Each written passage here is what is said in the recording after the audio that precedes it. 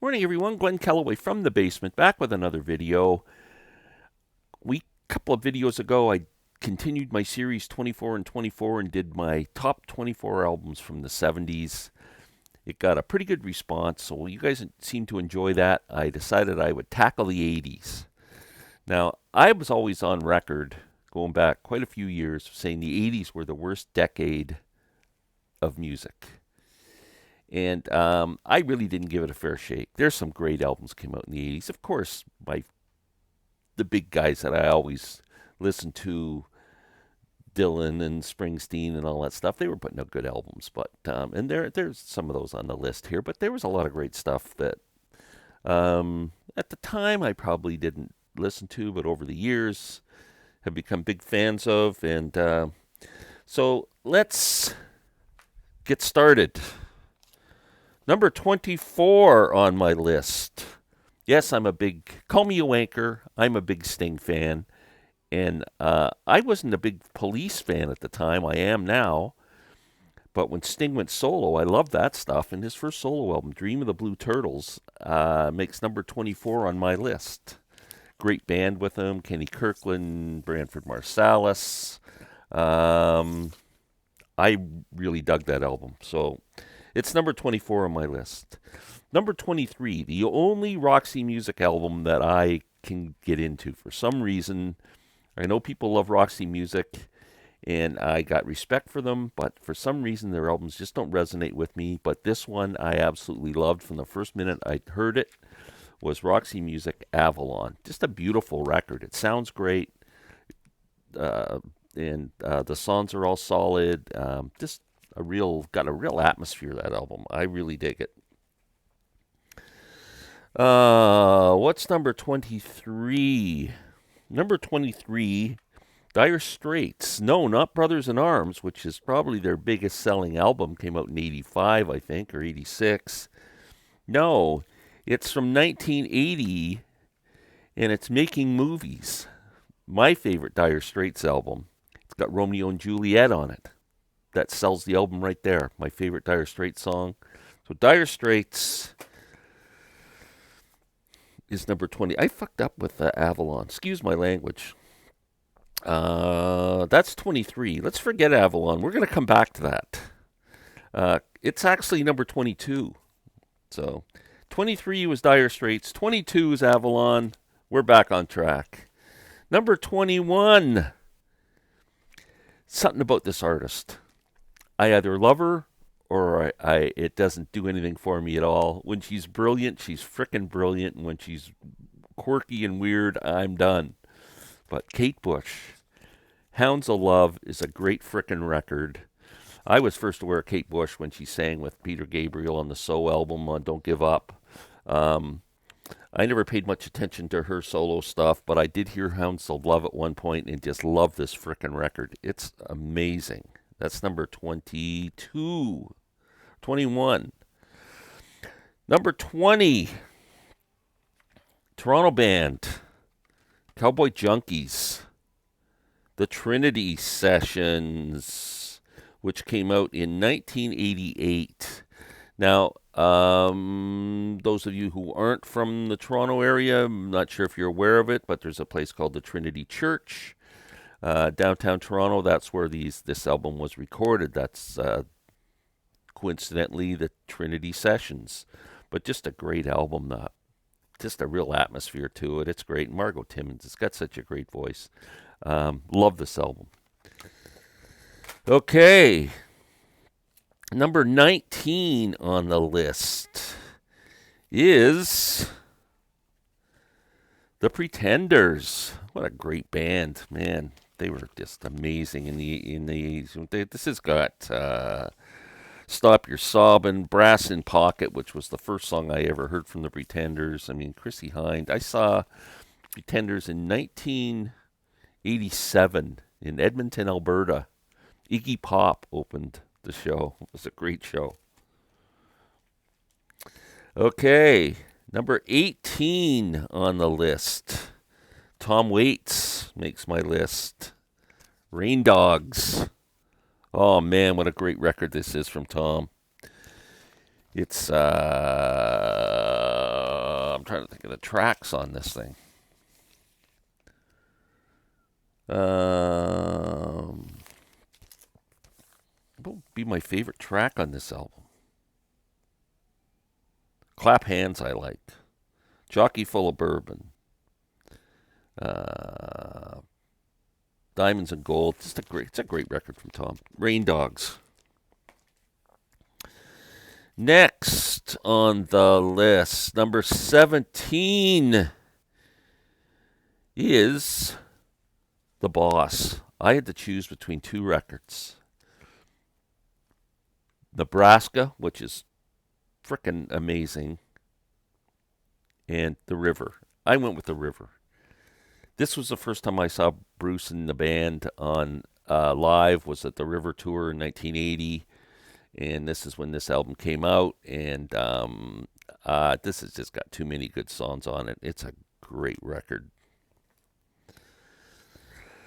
What else is coming up here besides The River? At number 16, we're going with the Stones, the last good Stones album.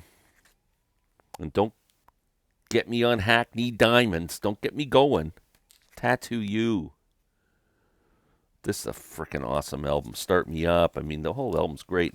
And I didn't know for years and years. This album was put together from songs left over from other albums and stuff. It was kind of a mishmash,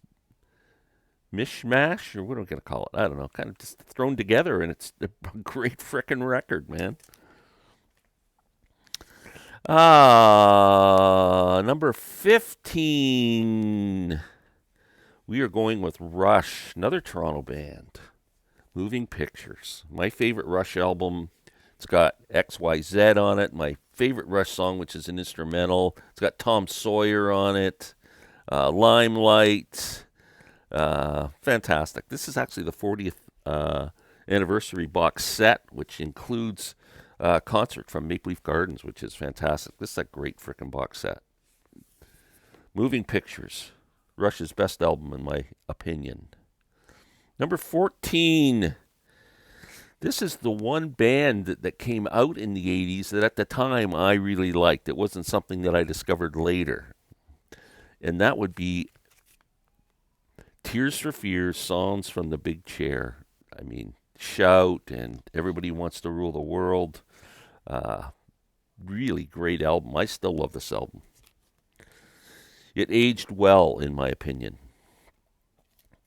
Number 13 on my list is another Canadian. Now, this guy's kind of famous for producing a lot of great albums in the 80s, including U2's Joshua Tree, Dylan's Oh Mercy, a couple of Dylan albums, and Time Out of Mind, and he came out with his own album. I'm trying to find the original picture of the album, because I got what this is called. The album is Acadie, Daniel Lanois. And if you like the sound of those other albums, you'd love this album, and it's very acoustic, kind of a rootsy album. It's beautiful. Sam St. John, or Americana Sam, I'm talking to you. If you've never heard this album, you should check it out. Acadie, Daniel Lanois. Beautiful record. This is what they called the Gold Top Edition, and I have no idea why.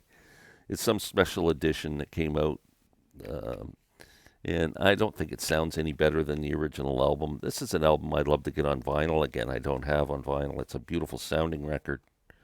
But Daniel Lanois, Acadie, if you've never heard it, give it a listen. Okay, where the heck are we now? We're at number 12. We're getting to the top 10. Number 12 on our list is Eric Clapton, Journeyman. This came out in 1989, and I'm telling you, this is a great Eric Clapton record. It's you don't think of his classic periods with Cream and Blind Faith and Derek and the Dominoes and Delaney and Bonnie and his first solo albums, and then he kind of lost it for a while, but he really came back strong with Journeyman. Great record. It's got Pretending on it, which was kind of a hit. Bad Love, Running on Faith, Hard Times, No Alibis, Old Love, Lead Me On, Before You Accuse Me. This is actually an SACD limited edition audio fidelity recording, which sounds great, and it's number 105. I don't know how many were printed, but excellent album from Eric. Number 11. Another Canadian, Robbie Robertson. Coincidentally, the album is called Robbie Robertson. Again, original master recording. This is MoFi. Excellent disc. Fantastic record. Oh, Daniel Lanois produced this one too. Fallen Angel and Somewhere Down the Crazy River, which is a great song. This whole album is just great from start to finish. Robbie Robertson's first solo album. Fantastic. Okay, we're into the top 10. Number 10. An album that came out of nowhere. I just remember one day driving to work and hearing the song, and you hear George Harrison, and you go, this is pretty cool. Traveling Wilburys. What's that? Then you find out it's this super group with George Harrison and Roy Orbison and Tom Petty and Jeff Lynne and Bob Dylan. I mean, this is just a fun, excellent record from start to finish. Again, another album that I need to have on vinyl, but just a classic record. Traveling Wilburys. Amazing album. Number 9. The Police. I could have picked a few Police albums that came out in the 80s, but I went with Synchronicity. I think this might be their best-selling album, but it's got, Every Breath You Take, and it's just a great record. I even like that wacky song on it about Mama or whatever the heck it's called. Mother. Yeah. But walking in Your Footsteps and Synchronicity, the song, Every Breath You Take, King of Pain, Wrapped Around Your Finger, Tea in the Sahara, I love. Great album from the Police. There is a 50th anniversary box set out right now of that album, which I would love to get my hands on, but I'm broke. I'm all spent out. Billy Strings took all my money. Okay. That's number 9. Number 8. We are going with an album that no one else would even put in their top 1,000, but I love this frickin' record. And it's Elvis Costello, Spike. I still play it all the time. It's my most played Elvis Costello record. I always say Armed Forces is my favorite Elvis album, but this might be it because I play this one the most. But I just love this album. I think it's quirky. I think the songs are interesting. Some of the co-writes with Paul McCartney are on here, and Veronica's on here, the song about his grandmother dealing with Alzheimer's. This Town, a song called Let 'Em Dangle about a famous murder case in Britain. I think it's a great album. Spike makes my top 10. Number 7, REM, my favorite REM album. Boy, they put out some great albums in the 80s. Document. This one goes out to the one I love, and it's The End of the World as we know it. Great frickin' record. Another album I play quite often. Number 6, best album from this dude. As many of you know, I have this year really got an appreciation of the original Genesis band with Peter Gabriel leading the band. I was never a big fan before, but somehow it just resonated with me now, and I love it. But I just never got into Peter Gabriel when he was in Genesis, and then never really paid attention to his first, 4 albums probably, except for Salisbury Hill. Everybody liked that song. But then I was in a record store one day in Peace River, Alberta, and Sledgehammer came on, and I didn't even know. I thought it was like Huey Lewis or something. I didn't even know who the hell it was. I thought, what a great frickin' track. It was Peter Gabriel. So, what a great album. I already mentioned Kate Bush at Don't Give Up, and frick, man, his best album in my opinion. But okay, that was number 6. Number 5, more Canadian stuff. What's going on here? Tragically Hip, Up to Here. This is their first full album. fantastic. Rocks from start to finish. I mean, it's just a great album. New Orleans is sinking, and I don't want to swim. Uh, I'll believe in you, or I'll be leaving you. I love that. Blow Down at Hido is a great track. 38 years old, never kissed a girl.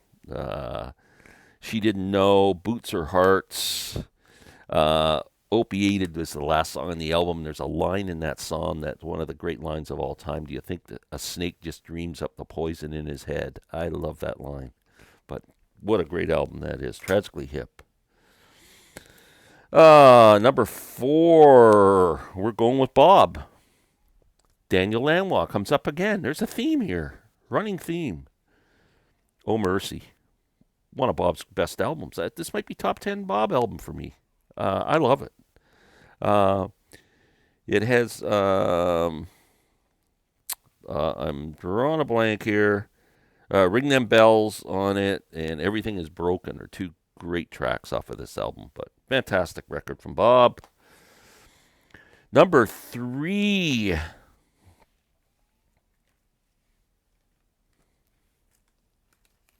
King Crimson. Discipline. Oh, man. This came out in 1981. I was not into it at that time, but once I discovered it, I mean, brilliant. And I'm going to see the Beat Tour at Massey Hall on October 18th, which is Tony Levin and Adrian Ballou, and I forget the other two dudes in the band. One guy, the drummer from Tool, and there's another guy. And they are doing all the songs from this era of King Crimson. Discipline, Beat, and 3 on a Match. So it's going to be an epic show. But Discipline is a fantastic record. Number 2, Paul Simon's. I mean, this album was so influential and just a great roots album. Introduced world music, African music to a lot of people. And Graceland.